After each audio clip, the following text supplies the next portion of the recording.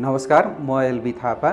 म यहाँ अहिले काठमाडौँको कपनमा बस्छु र मैले यो पाइल्सको बारेमा चाहिँ मेरो परिवारमा भनौँ मेरो भाउजूलाई दाइलाई पनि प्रब्लम थियो र यो भाउजूलाई चाहिँ यहाँ होइन के अरे अमेरिकामा बस्नुहुन्छ र हामीले अमेरिकामा के अरे जब पाइल्सको फलोअपमा जाँदाखेरि त्यहाँ चाहिँ हामीलाई अपरेसनको डेटहरू अलिकति टाढा भयो र पाइल्सको यता आफूलाई चाहिँ प्रब्लम धेरै भएको कारणले चाँडै गर्नुपर्ने अपरेसन गर्नुपर्ने भएको हुँदाखेरि हामीले चाहिँ अमेरिकामा त्यहाँ दाइ भाउजू हामी सबैले चाहिँ कहाँ छ त अब त्यसको रिलायबल ठाउँ र सबभन्दा कुन चाहिँ एकदम अहिलेको उत्तम प्रविधि हो भनेर त्यहाँ खोज्दै जाँदाखेरि लेजर प्रविधि अहिलेको लागि सबभन्दा भनौँ न छिटो चाहिँ त्यो मतलब निको हुने र रिपिट नहुने भन्ने हामीले पत्ता लगायौँ र त्यसका लागि सबभन्दा अब रिलायबल ठाउँ कहाँ त भनेर हामीले खोज्दाखेरि चाहिँ क्लिनिक न्यू भक्तपुर यहाँ कौशलटार भन्ने कुरा पत्ता लगायौँ। त्यस पछाडि सिधै हामी बिरामी बोकेर हामी चाहिँ के अरे अमेरिका न्युयोर्कबाट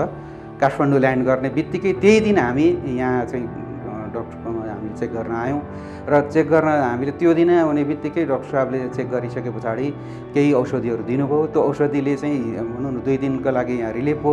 त्यस पछाडि भाउजूको अपरेसन गरियो र हामीले यहाँ अपरेसन गरिसके पछाडि करिब यहाँ 1 महिनाको बसाइ हाम्रो यहाँ नेपालमा रह्यो। त्यो अपरेसन पछाडि चाहिँ उहाँको एकदमै पर्फेक्ट आफूलाई अब ठिक भएको महसुस गरिसकेपछि यहाँबाट अहिले अमेरिका गएको पनि 9 महिना भयो र अहिलेसम्म उहाँको दोहोरिएको पनि छैन र एकदमै स्मुथ छ, उहाँलाई कुनै प्रब्लम छैन। फेरि मलाई पनि बिचमा यो के अरे पाइल्सकै प्रब्लम देखियो र मैले चाहिँ म बसाइ अहिले कपन नजिक भएको हुनाले कपनको नजिकै लेजर प्रविधिबाट भनेर अब विभिन्न मिडियाहरूमा देखेको हुनाले मैले अर्को एउटा चाहिँ क्लिनिकमै अथवा हस्पिटल सानो हस्पिटलमा त्यहाँ अपरेसन गरेँ।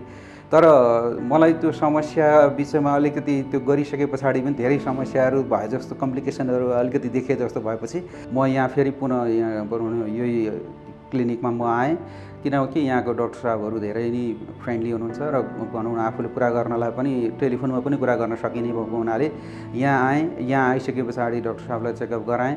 उहाँहरूले एकचोटि हेर्नुभयो र त्यस पछाडि उहाँहरूले मलाई त्यो औषधिहरू दिनुभयो।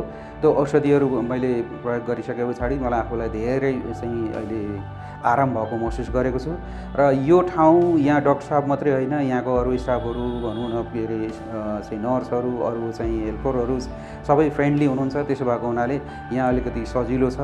यहाँहरूले पनि यो ठाउँमा आउन सक्नुहुन्छ र आफ्नो भनौँ न आफ्नो भएको समस्याहरू यहाँ देखाउन सक्नुहुन्छ।